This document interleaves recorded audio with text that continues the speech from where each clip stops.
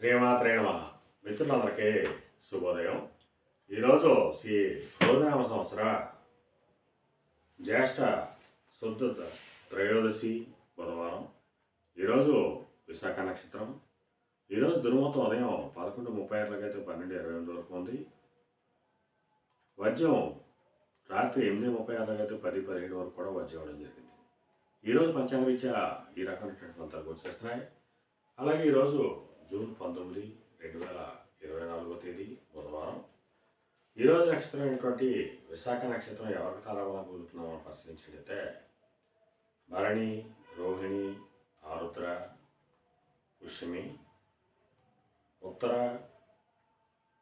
పొబ్బ, హస్త, స్వాతి, అనురాధ, జ్యేష్ఠ, పూర్వషాఢ, శ్రవణం, శతార, ఉత్తరాభద్ర, రేవతి.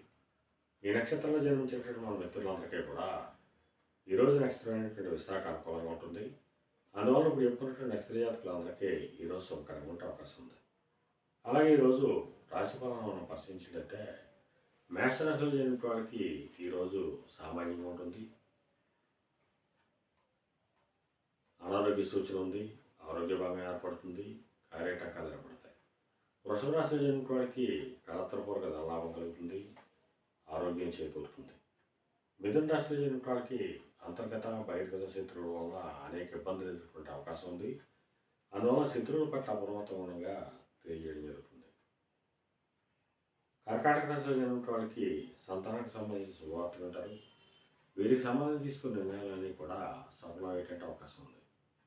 సింహరాశిలో జన్మించిన వాళ్ళకి ఆకస్మిక ప్రయాణం చేయాల్సిన అవసరం ఉంటుంది. అటువంటి ప్రయాణాల్లో ప్రమాదాలు ఉంటాయి కాబట్టి తగిన జాగ్రత్తలు తీసుకోవాల్సిందిగా తెలియజేయడం జరుగుతుంది. సింహరాశిలో జన్మించిన వాళ్ళకి ఈ రకమైనటువంటి ఫలితాలు వచ్చేస్తాయి. అలాగే కన్యారాశిలో జన్మించిన వాళ్ళకి పరాక్రమంతో ఆదాయాలు ఏర్పడతాయి. వీరు తలపెట్టినటువంటి ఏ కార్యక్రమాలైనా కానీ విజయవంతంగా పూర్తి చేయగలుగుతారు. తులారాశిలో జన్మించిన వాళ్ళకి ధనాదాయ వనరులు పెరుగుతాయి, ఆదాయ వృద్ధి కలుగుతుంది. వృశ్చిక రాశిలో జన్మించిన వాళ్ళకి గత కొద్ది రోజులుగా పడుతున్న ఇబ్బందులు పూర్తిగా తొలగిపోయి కొద్దిపాటి కార్యజయం జరుగుతుంది. ధనురాశిలో జన్మించిన వాళ్ళకి అతి సామాన్యంగా ఉంటుంది, కార్యటంకాలు ఏర్పడతాయి, ఆరోగ్య బలం ఏర్పడుతుంది, అనారోగ్య సూచన ఉంది.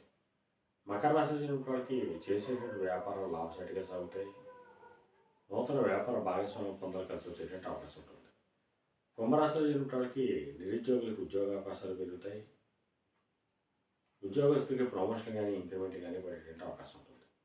మేన రాశిలో జన్మించిన వాళ్ళకి గత కొద్ది రోజులుగా పడుతున్న ఇబ్బందులు పూర్తిగా తొలగిపోయి పితృరాజ్యానికి సంబంధించిన శుభవార్తలు ఉంటారు.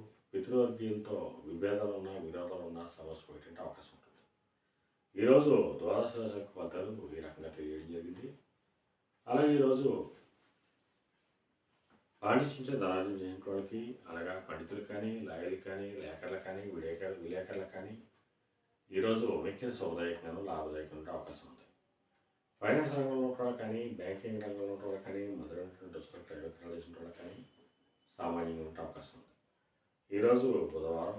అందువల్ల అయ్యప్ప స్వామిని, మణికంఠ స్వామిని ఆరాధించిన, స్వామిని అభిషేకించిన సర్వశుభాలు కలుగుతాయని చెప్పి శాస్త్రీయ తెలియడం జరుగుతుంది. అలాగే ఈరోజు అదృష్ట సంఖ్యలుగా 1, 5, 6, 8 తెలియజేయడం జరుగుతుంది. ఈ అదృష్ట సంఖ్యలు కంటే మన మిత్రులందరికీ కూడా ఈరోజు అంతా శుభకరంగా ఉండే అవకాశం ఉంది.